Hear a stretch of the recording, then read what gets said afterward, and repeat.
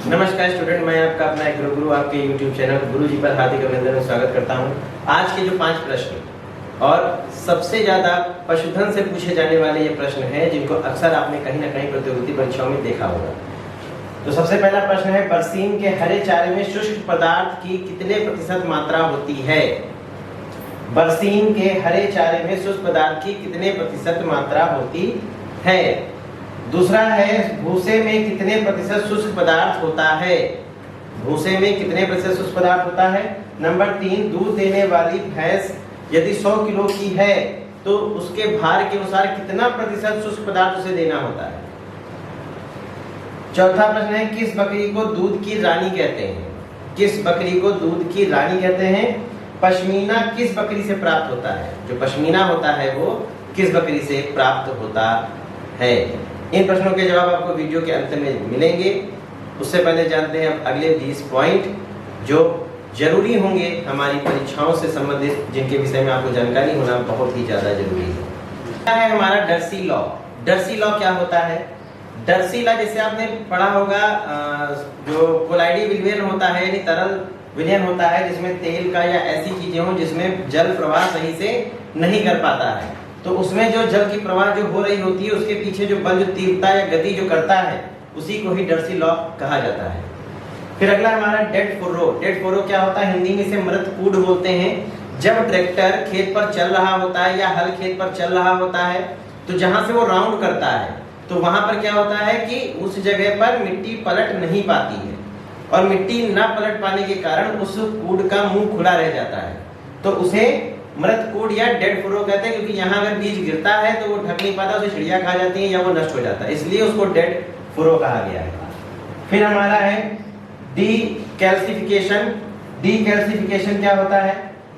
Decalcification का मतलब होता है जो निच्छादन के द्वारा, जब मृदा के नीचे जो हमारी कठोर परत हो जाती है तो उसमें निच्छादन के द्वारा कैल्शियम और कैल्शियम के जो लवण होते हैं उनका वहां से समाप्त होना डीकैल्सिफिकेशन कहलाता है। फिर हमारा आता है डिसाइडुअस फॉरेस्ट। इनको क्या बोलते हैं? इनको पतझड़ वन बोलते हैं, यानी ऐसे वन जहां पतझड़ की क्रिया आती है, अर्थात पौधे एक बार पत्तियां छोड़ते हैं, उसके बाद नई पत्तियां उनके अंदर आती हैं। डिस्मोलॉजी। डिस्मोलॉजी क्या होता है? जो हमारी ड्रग्स से संबंधित यानी दवाओं से संबंधित होती हैं उनका हम अध्ययन करते हैं, लेकिन ये वो दवाएं होती हैं जो प्रतिबंधित होती हैं। ठीक है, इतना याद रखना है। फिर हमारा आता है डिफॉरेस्टेशन। इसका मतलब क्या होता है? डिफॉरेस्टिंग का मतलब कि वन विनाश, जहां पर वन विनाश की प्रक्रिया हो जाए, प्राकृतिक रूप से जो वन है उनके विनाश होने की प्रवृत्ति वहां पर उत्पन्न हो जाती है, जो आज के समय में बहुत ही खतरनाक हो रहा है। फिर है डिग्रीनिंग। डिग्रीनिंग तो ये इसका के जोड़ देंगे, चार बार यहाँ समझ में आ गया? डिफॉरेस्टेशन क्या होता है? डिफॉरेस्टेशन वन विनाश। वन विनाश, हाँ, वनों का विनाश होना। शुरू करें। फिर हमारा आता है डीग्रीनिंग। डीग्रीनिंग का मतलब होता है हरापन समाप्त होना, ऐसे समझ लीजिए। इसमें हम क्या करते हैं? फल के पकाने वाले हार्मोनों का प्रयोग करते हैं, जैसे एथिलीन है ना, तो उसकी उचित मात्रा को जानकर, जैसे 1000 ppm है, 1200 ppm है, उसको लगाकर उसका हरापन समाप्त कर यानी पकने की अवस्था में लाना जो होता है उसे हम डीग्रीनिंग कहते हैं। फिर हमारा है डिहॉर्निंग। डिहॉर्निंग क्या होता है? डिहॉर्निंग का मतलब होता है सींग रोधन, यानी जो बछड़े होते हैं उनमें जो पशु होते हैं उन्हें हिंसक प्रवृत्ति में ना लाया जाए, उनकी सींग आपस में ना फंसे या उससे हम उनको चोट ना लगे, उनमें सींग रोधन की क्रिया को डिहॉर्निंग कहते हैं। अगला हमारा है बोल दियो बच्चा, देख रहे हैं यहाँ का कोई चीज जो समझ में नहीं हो। आ गया? शुरू करें। अगला हमारा डेमोग्राफी।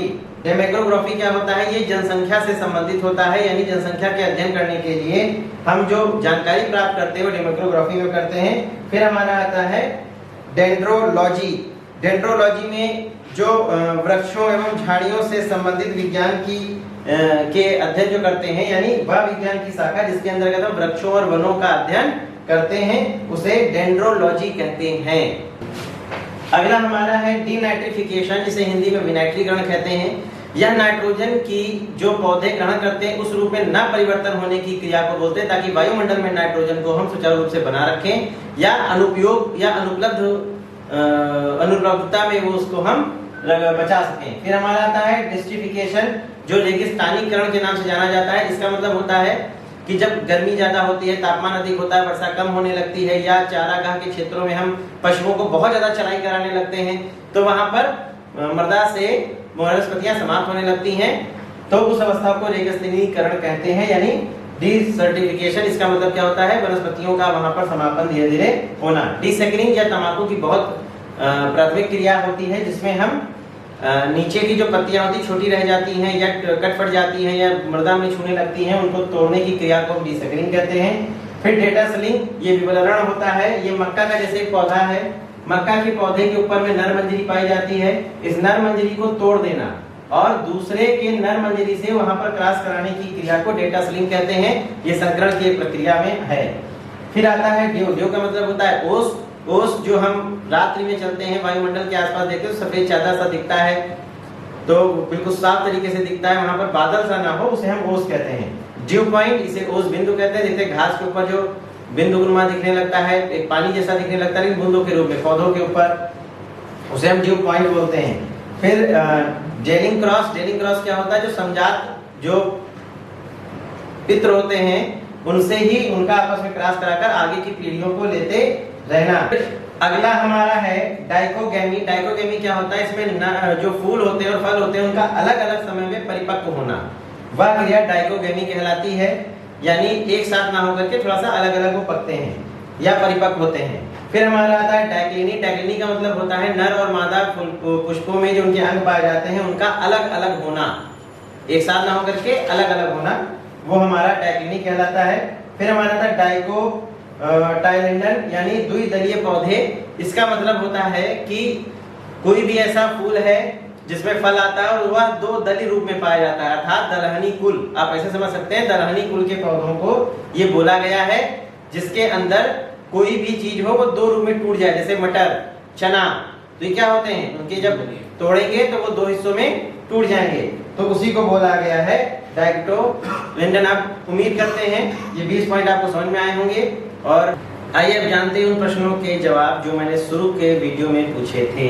पहला था बरसीम के हरे चारे में कितने प्रतिशत शुष्क पदार्थ पाया जाता है? जवाब है 25%। दूसरा है भूसे में कितने प्रतिशत शुष्क पदार्थ होता है? जवाब है 90%। दूध देने वाली भैंस को 100 केजी भार में कितने प्रतिशत शुष्क पदार्थ की आवश्यकता होती है या देना होता है? तो वो है 3 केजी। किस बकरी को दूध की रानी कहते हैं? जवाब है सानेन। पश्मीना किस बकरी से प्राप्त होता है? उसका जवाब है कश्मीरी। तो उम्मीद करते हैं आज के जो 5 प्रश्न के जवाब आपको मिले हैं। आप इन वीडियो को शेयर करना, लाइक करना, सब्सक्राइब करना बिल्कुल मत भूलें, ताकि आपको ऐसे वीडियो मिलते रहें और आपके जो भी अपने साथी तैयारी कर रहे हैं उनको शेयर करना बिल्कुल मत भूलें। धन्यवाद।